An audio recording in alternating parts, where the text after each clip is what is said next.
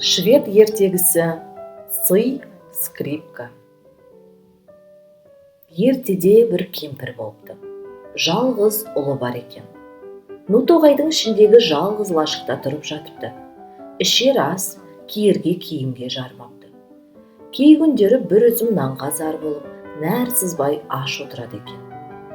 Бала 12 жасқа толғанда шешесі оны алыс аймақтағы бір байдың үйіне жалға береді. Бала күн ұзақ сиыр бағып еңбек етеді.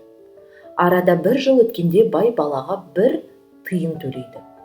Сөйтіп 3 жылда жалшы бала 3 тиын алады. Содан соң қожайынмен қоштасып үйіне қайтады. Жол бойы секіре басып әндетіп келеді. 3 жыл бойғы бейнетім, көрдім енді зейнетін. 3 тиын тауып ерледім, менен бай адам көрмедім. Кенет қарсы алдынан бір кәрі кемпір кездеседі. 3 тиын туралы әнді естіп балаға қолын созып: «Айналай, маған 1 теңгеңді бер», депті. «Несі бар, алыңыз», деп бала кемпірге 1 тиынын ұстатады. Кемпір батасын беріп ғайып болады. Енді біздің ұлдың 2 теңгесі қалған, бірақ ол қыңбады, әнін айтып жүре берді. 3 жыл бойғы бейнетім, көрдім енді зейнетін. 2 тиын жатыр қалтамда, алшаңда батыр, алшаңда. Бір уақытта алдынан тағы бір кемпір шыға келді. Баланың 2 тиыны барын естіп қолын жайып: «Айналай, маған 1 теңгеңді бер», дейді. «Несі бар, алыңыз», дейді бала. Кемпір оны батамен алқап ғайып болады. Баланың қалтасында енді 1 тиын жатқан. Дегенмен ол мойымайды, сергек жүріп ән айтады. 3 жыл бойғы бейнетім, көрдім енді зейнетін. 1 тиыным бар әлі де, сол да жетер бәріне. Осылай әндетіп жатқанда алдынан тағы бір кемпір шығады. Баланың 1 тиыны барын біліп қолын созады. «Айналай, сол теңгеңді маған бер», дейді. «Несі бар, алыңыз», деп бала жаңағы кемпірге соңғы тиынын беріп кетеді. Кемпір батасын сыйлап ғайып болады. Сонда бала қалтасының 1 тиынсыз бос қалғанын біліп, тасқа отырып еңіреп жылайды.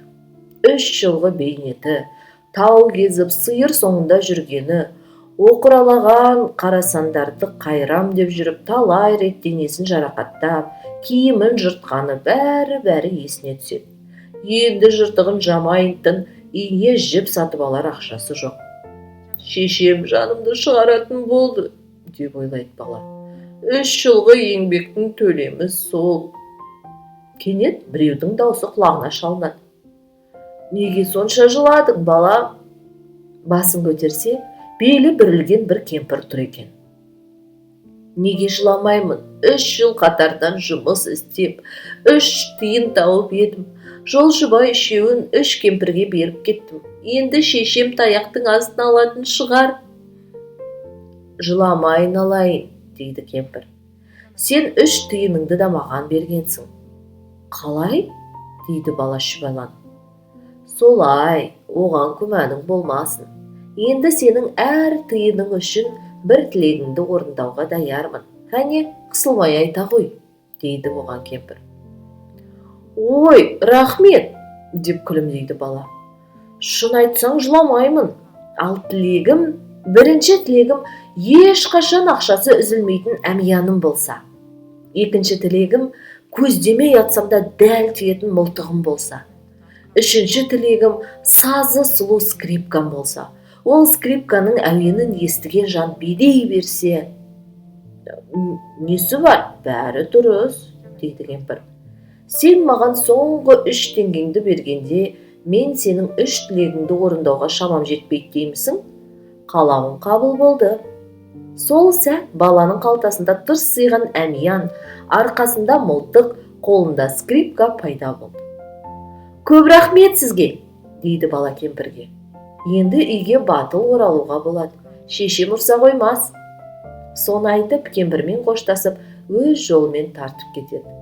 Кемпір жыныс тоғайға сіңіп жоғалады.